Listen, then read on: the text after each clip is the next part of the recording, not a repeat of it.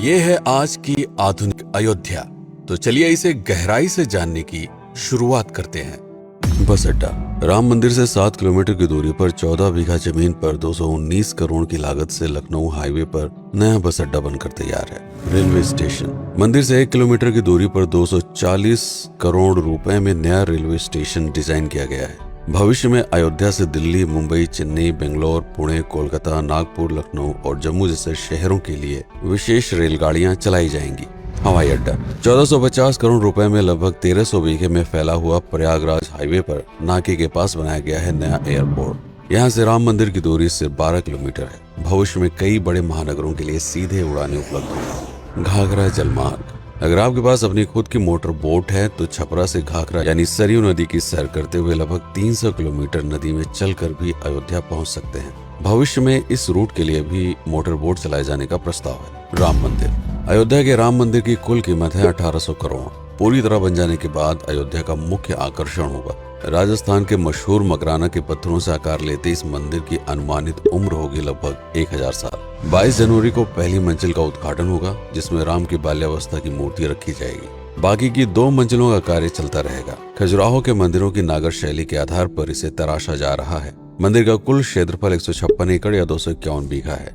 हनुमानगढ़ी। राम मंदिर से लगभग 800 मीटर की दूरी पर स्थित है हनुमानगढ़ी। मंदिर के आवासीय परिसर को मिलाकर यह लगभग 52 बीघे में फैला हुआ है। मंदिर की 76 सीढ़ियां चढ़कर हनुमान जी के दर्शन के बाद ही राम मंदिर में जाने का विधान है। यह मंदिर अयोध्या शहर के ठीक बीच में एक ऊंचे टीले पर बना है। शहर की तरफ आने वाले आक्रमणकारियों के आने की सूचना यहीं से प्राप्त करके अयोध्या के राजा तक भेजी जाती थी। इतिहासकारों के अनुसार जितनी बार भी अयोध्या पर आक्रमण हुआ उतनी बार इस मंदिर को भी विध्वंस झेलना पड़ा। हालांकि सन्यासियों ने हर बार इस मंदिर को फिर से खड़ा किया। आज यह मंदिर रामानंद संप्रदाय और निर्वाणी अखाड़े के अधीन है। राम की पेड़ी। अयोध्या को सरयू नदी की भयंकर बाढ़ से बचाने के लिए इस बांध का निर्माण किया गया था, जिस पर श्रद्धालुओं के स्नान के लिए कई घाट बना दिए गए थे। इतिहासकारों के अनुसार जितनी बार भी बांध टूटता था, सरयू का पानी अयोध्या की गलियों में घुस आया करता था। इसी बाढ़ से बचने के लिए पूरे अयोध्या में जगह जगह पर ऊंचे टीले बनाए गए थे, जैसे राम टीला, हनुमान टीला, लक्ष्मण टीला। आज ये बांध अयोध्या का मुख्य पर्यटन स्थल बन चुका है। हर दीपावली पर यहाँ लाखों दिए जलाकर रामायण की उस घटना को उत्सव के रूप में मनाया जाता है जब श्री राम अयोध्या वापस लौटे थे।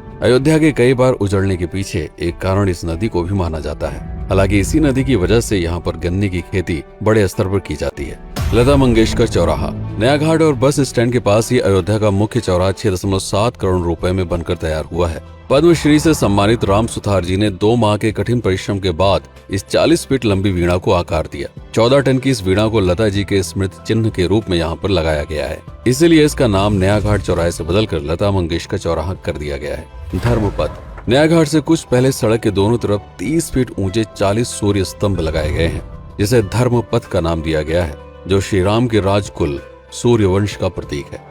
दशरथ समाधि स्थल। नए बस अड्डे के बगल से एक पतली रोड कछार से आगे बढ़ते हुए लगभग 12 किलोमीटर दूर ले आती है दशरथ समाधि स्थल, जो बिलहर घाट पर मौजूद है, जिसके बारे में मान्यता है कि यहाँ पर राजा दशरथ का दाह संस्कार हुआ था। राम मंदिर के साथ ही इस जगह को भी पर्यटन स्थल के रूप में विकसित किए जाने की योजना पर कार्य चल रहा है। भरत कुंड। अयोध्या से 15 किलोमीटर दूर है नंदीग्राम। यहाँ मौजूद तालाब को भरत कुंड कहते हैं। मान्यता है कि इसी जगह से भरत ने पूरे अयोध्या का राज कार्य संचालित किया था। पर्यटकों के लिए इस स्थान को भी विकसित किया जाएगा। गुप्तार घाट। राम की बेड़ी से सरयू नदी के किनारे चलते हुए 10 किलोमीटर दूर स्थित है गुप्तार घाट। ये कैंट एरिया में पड़ता है। इस जगह को श्री राम के जल समाधि के रूप में महत्व दिया जाता है। इसके अलावा अयोध्या नगर में हर गली में कई विशेष मंदिर हैं, जिनकी अपनी मान्यताएं हैं, कथाएं हैं, विशेषताएं हैं। पूरी तरह से विकसित हो जाने के बाद नई अयोध्या को पूरी तरह से जानने के लिए, इसका आनंद लेने के लिए कम से कम 3 दिनों तक यहाँ रुकने की आवश्यकता है। देश विदेश से ज्यादातर पर्यटक भारत आते हैं उत्तर प्रदेश में आगरे का ताजमहल देखने और प्राचीन नगर काशी और सारनाथ घूमने। प्रश्न ये है कि अयोध्या घूमने और श्री राम का मंदिर देखने के लिए भला विदेशी क्यों आएंगे?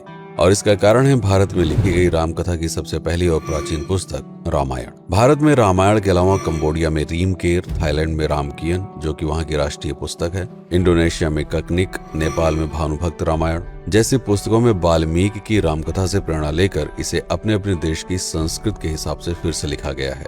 पात्रों के नाम, कुछ नई घटनाओं के अलावा मूल रामकथा सभी में एक जैसी है। इसके अलावा भारत में ही रामकथा को लेकर संस्कृत में 7 संस्करण, हिंदी में 3 संस्करण, गुजराती में 47, उड़िया में 14, तेलुगु में 5, कन्नड़ में 4 और अन्य भाषाओं में लगभग 17 संस्करण मौजूद है। इसके अलावा लिखे गए नाटक, कविताएं आदि को भी अगर मिला दिया जाए तो इस दुनिया में 300 से अधिक तरह से राम कथाएं बार बार लिखी गई हैं।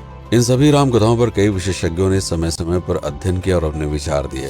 Father Camille Bulcke, Hermann Jacobi, Wendy Doniger, Edward अल खरर, Alf Hiltebeitel, Paula Richman, Aubrey Menen, Ramesh Menon, Radha Vishwanath, Shantanu Gupta, Meenakshi Jain, Lala Sitaram, Swami Gyananand Saraswati जैसे कई लोगों ने समय समय पर रामकथा को लेकर गहन शोध किया और इसमें छिपे हुए मूल कथा के साथ ही इसके इतिहास को समझने का प्रयास भी किया।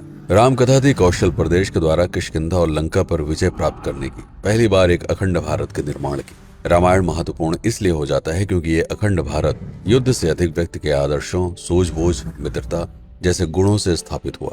रामायण एक ऐसा डॉक्यूमेंट है जो ये समझाता है कि भारत पहली बार एक कैसे हुआ। इसलिए ये गाथा न तो कभी भुलाई जा सकती है और न ही कभी मिटाई जा सकती है। और आज की अयोध्या उसे अखंड भारत का एक प्रतीक है, अपनी संपन्नता के कारण जिसने समय समय पर बाहरी आक्रमणकारियों का भी सामना किया। अयोध्या की इसी संपन्नता ने यहाँ पर मुगलों को भी आकर्षित किया। महात्मा बुद्ध भी यहाँ पर रुके, सिखों के गुरु साहब भी आए और जैन धर्म के तीर्थंकर भी।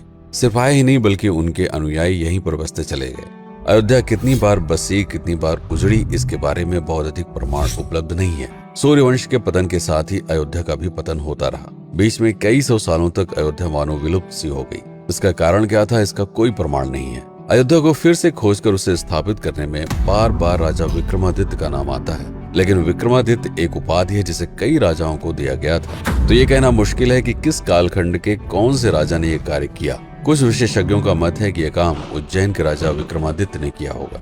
नंदवंश, मौर्य वंश, शुंग वंश, गुप्त वंश आदि के साम्राज्य में भी अयोध्या का वर्णन प्राप्त होता है। सबसे बड़ा विध्वंस हुआ 1527 के आसपास बाबर के कार्यकाल में, जब राम मंदिर को ध्वस्त कर बाबरी मस्जिद स्थापित की गई। सन 1722 में बंगाल के नवाब अलीवर्दी खान ने व्यापार के नजरिए से राम मंदिर से कुछ किलोमीटर की दूरी पर एक नया शहर बसाने की शुरुआत की।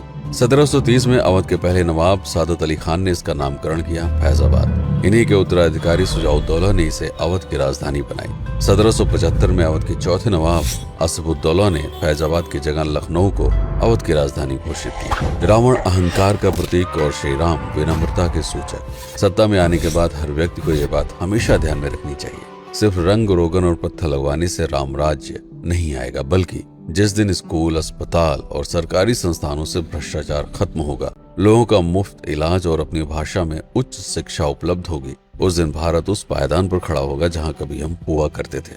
रामायण अहंकार पर विनम्रता की विजय है। अयोध्या को अगर पर्यटन स्थल का केंद्र बनाना है तो इस आधार पर बसाना होगा, राम राज्य लाना होगा, राजनीति नहीं। यदि इस वीडियो